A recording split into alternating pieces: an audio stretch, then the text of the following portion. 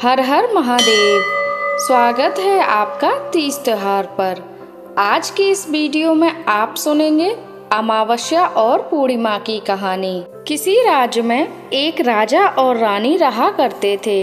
उनकी एक बेटी का नाम अमावस्या और दूसरी बेटी का नाम पूर्णिमा था। पूर्णिमा बहुत ही धार्मिक प्रवृत्ति की थी। वह हमेशा पूजा और पाठ किया करती थी और गाय की सेवा किया करती थी और घर का सारा काम करती थी।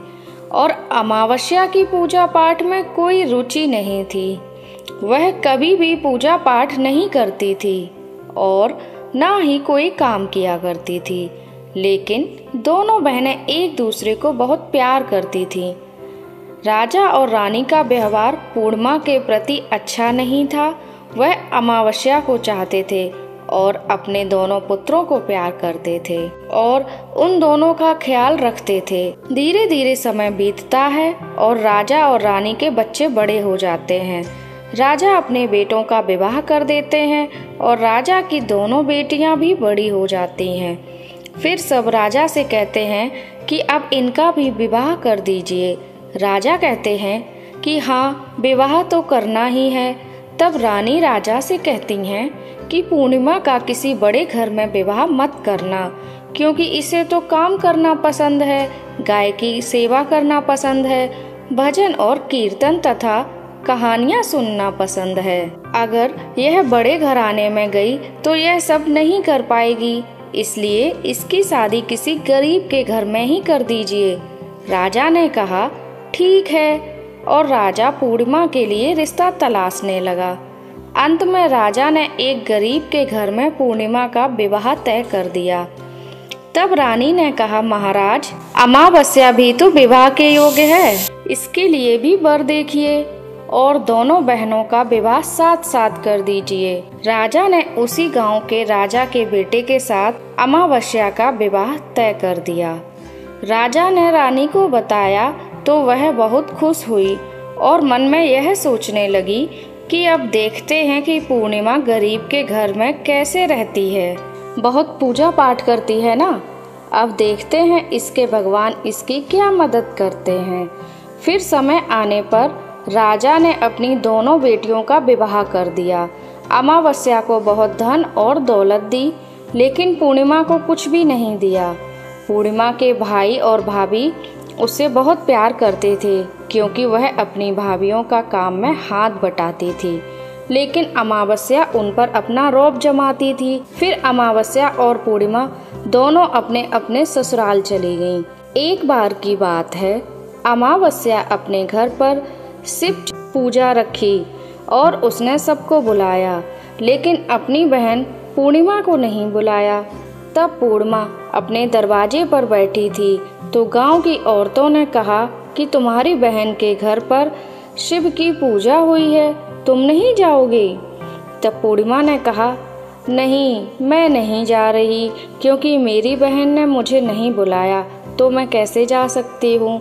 तब गांव की औरतों ने कहा कि नहीं बुलाया तो क्या हुआ, पूजा पाठ है, तुम चलो हमारे साथ। गांव की औरतों की बात मानकर पूर्णिमा शिव जी की पूजा में चली गई। जब अमावस्या ने पूर्णिमा को आए हुए देखा तो वह गुस्से से बोली कि जब मैंने तुम्हें नहीं बुलाया तो तुम मेरे घर क्यों चली आई हो, और अब आ ही गई हो तो चुपचाप एक जगह बैठी रहना, इधर उधर मत घूमना। उसने पूर्णिमा की गरीबी का बहुत मजाक उड़ाया। पूर्णिमा की आंखों से आंसू बहने लगे और वह भगवान शिव से प्रार्थना करने लगी कि हे भगवान, मुझ पर आप कब कृपा करेंगे? आखिर मेरा कसूर ही क्या है? क्या पूजा पाठ करना, गाय की सेवा करना, काम करना गलत है? भगवान, अब मुझ पर रहम कीजिए। इस तरह भगवान से विनती करती रही। शिव पूजा पूरी हो गई और अमावस्या ने सबको प्रसाद दिया, लेकिन पूर्णिमा को प्रसाद नहीं दिया। तो वहाँ से बिना प्रसाद के वह वापस आ गई और रास्ते में सोचती रही कि घर पर बच्चे प्रसाद मांगेंगे तो मैं उन्हें क्या दूंगी। फिर उसके मन में यह विचार आया कि क्यों ना अपने भाई और भाभी से मिलकर आ जाऊं।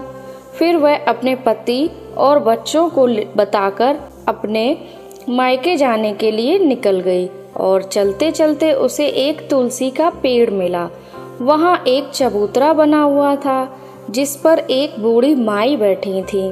उन बूढ़ी माई ने पूर्णिमा से पूछा कि बेटी तुम कौन हो और कहाँ जा रही हो। तब पूर्णिमा ने बूढ़ी माई को अपना परिचय दिया। फिर बूढ़ी माँ ने कहा, बेटी देखो मेरा तुलसी का पौधा सूखा जा रहा है, इसमें थोड़ा जल डाल दो और चबूतरे की भी धुलाई कर दो तो थोड़ी मदद मिल जाएगी। ऐसा कहने पर पूर्णिमा ने चबूतरे को धोया और तुलसी जी की पूजा की, उसमें जल डाला और बूढ़ी माँ को भी स्नान कराया, उनके चरण दबाए। फिर पूर्णिमा ने कहा, माँ जी और भी कोई काम है क्या? तब बूढ़ी माँ ने कहा, नहीं बेटी, और उसे खूब सारा आशीर्वाद दिया और कहा, जाओ तुम अपने मायके, लेकिन लौटते समय मुझसे मिलकर ही जाना। तो उसने कहा, ठीक है माँ जी। वह आगे बढ़ गई। चलते चलते रास्ते में उसे एक शिव मंदिर मिला। वहाँ भी एक चबूतरा था, उस पर एक बूढ़े बाबा बैठे हुए थे। वह कोई और नहीं, स्वयं भगवान शिव थे, लेकिन पूर्णिमा ने उन्हें पहचाना नहीं। तब बूढ़े बाबा ने कहा कि तुम कौन हो बेटी?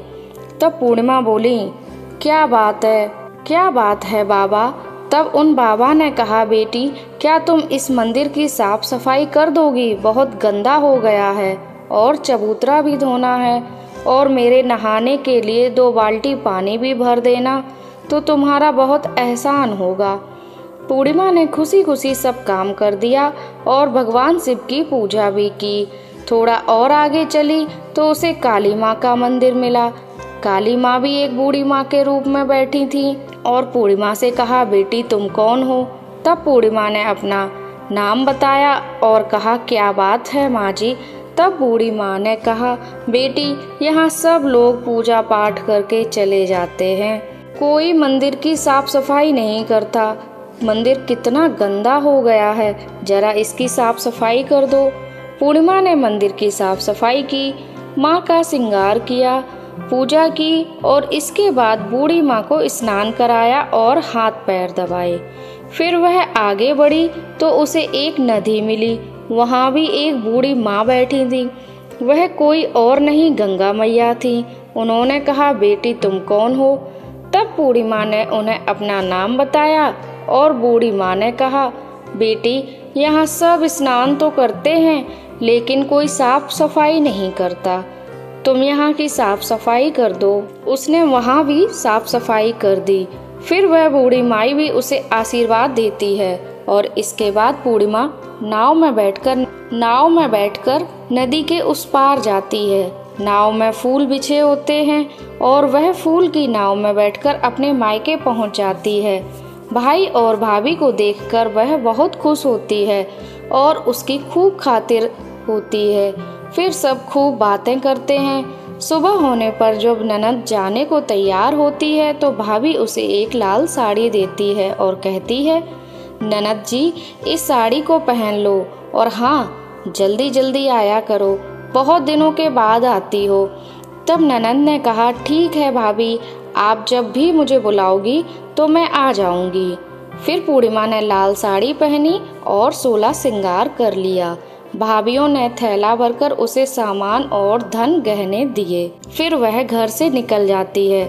चलते चलते रास्ते में वह नदी मिली और नाव भी। तब नाव में बैठकर वह उस पार पहुंची तो बूढ़ी माँ ही मिली, जो कोई और नहीं गंगा माँ थी। उन्होंने कहा कि आ गई बेटी अपने मायके से? तब बूढ़ी माँ से पूर्णिमा ने कहा, हाँ माँ जी आ गई। तब बूढ़ी माँ ने एक थैला दिया और कहा, इसे ले जाओ, मैं कहाँ रखूँगी, यह बहुत भारी है और इसे रास्ते में मत खोलना, घर जाकर ही खोलना। तब पूर्णिमा ने कहा, ठीक है माँ जी। वहाँ वह जल्दी से आगे बढ़ी तो आगे जब गई तो काली माँ का मंदिर मिला। वहाँ भी बूढ़ी माँ बैठी थी। उन्होंने भी उसको एक थैला दिया। अब उसके पास 3 थैले हो गए। फिर कुछ और आगे बढ़ी तो उसे मंदिर मिला।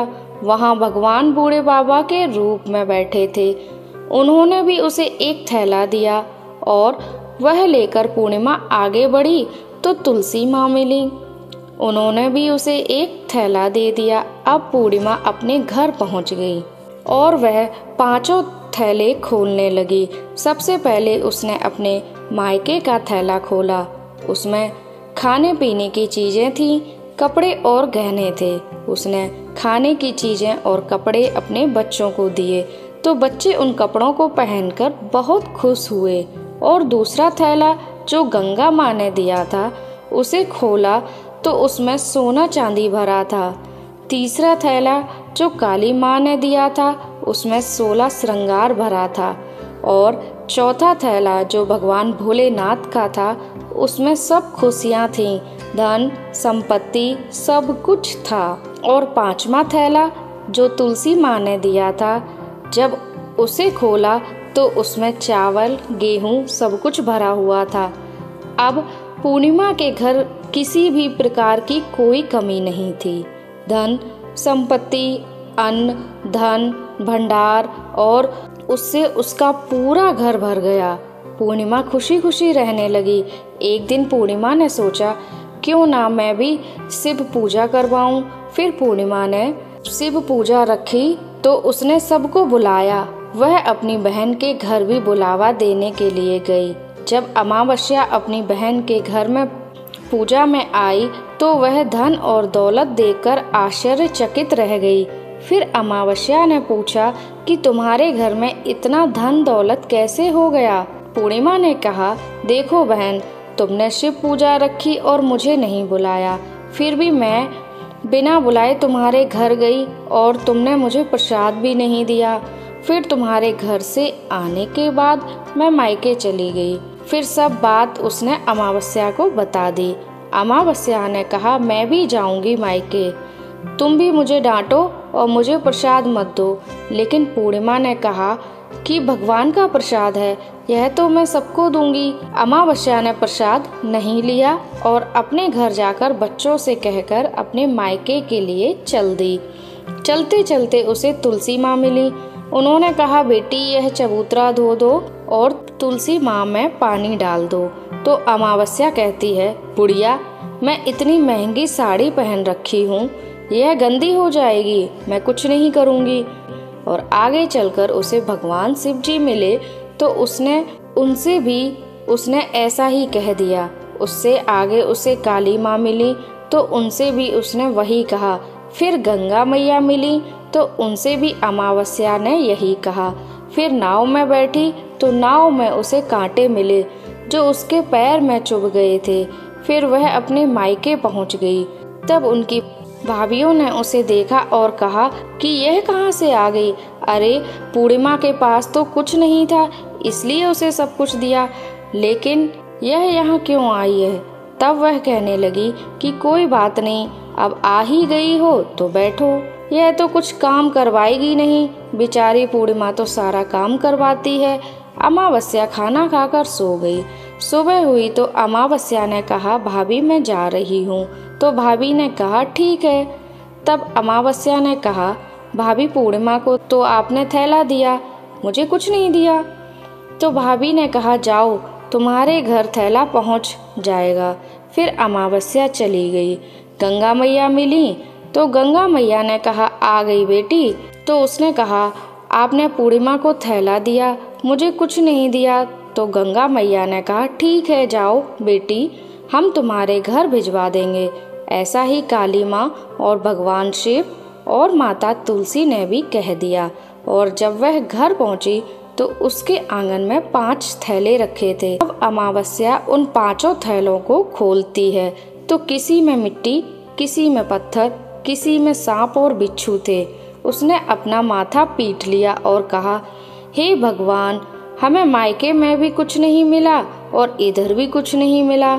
तब अमावस्या दौड़कर पूर्णिमा के पास जाती है और कहती है कि तुझे इतना सब कुछ मिला और मुझे कुछ भी नहीं मिला। तब पूर्णिमा ने कहा, मैं मायके जाती हूँ तो भाभीयों के साथ काम करवाती हूँ और तुमने तो भाभी की कभी मदद नहीं, भाभी तुमको क्या देती। गंगा माँ को तुमने ठुकरा दिया, शिवजी और काली माँ और तुलसी माँ सबको तुमने ठुकरा दिया, इसलिए भगवान ने तुम्हें कुछ भी नहीं दिया।